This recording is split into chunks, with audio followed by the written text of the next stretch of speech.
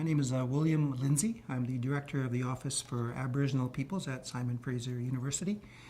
My Aboriginal name is Running Fox. I am from the Cree Stoney Nations, a mixture within me, so I'll say Tanse in my language, which means hello. Well, high school for me as a First Nations person in the 70s was a real struggle. I either left high school or got kicked out a total of 6 times. I've kept track. I finally achieved it at the age of 21, so I am very familiar with the struggle some of our young ones even have today with regards to graduating from high school. One thing that I'm very encouraged about is when I was young, high school was something most First Nations kids didn't have as a goal. Most of us, myself included, thought, well, we'll get to grade 10 and then we'll leave school and go get a job or a trade or something like that. That was the best we kind of hoped for, was to get to grade 10.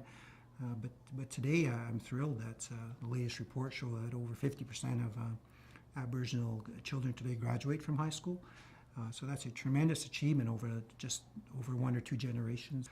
Latest stats I saw, it's going to be about another 30 years before First Nations kids catch up to the rest of the province with regards to graduation.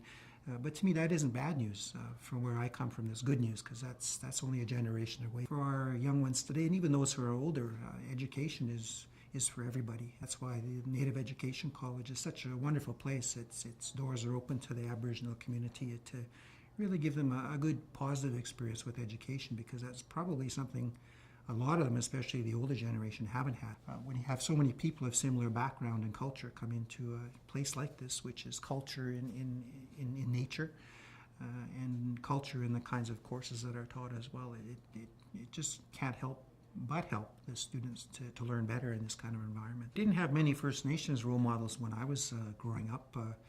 We had Chief Dan George, of course. He was in different movies and was a West Coast guy as well, so from the North Shore. So I didn't know him personally, never met him before he died in 1982, I think it was. But as a young person, you just had a relation to this person who was famous and well-known and was doing some good things.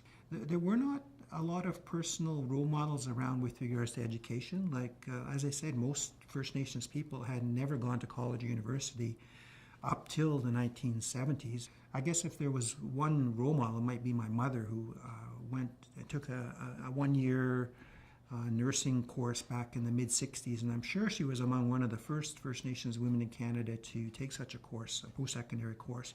I remember her distinctly, a really proud-looking, nice-looking First Nations woman dressed in her nurse's uniform going to work at the hospital. When you see this happening, you think, I can become that. And so the power of role models is tremendously, tremendously important today.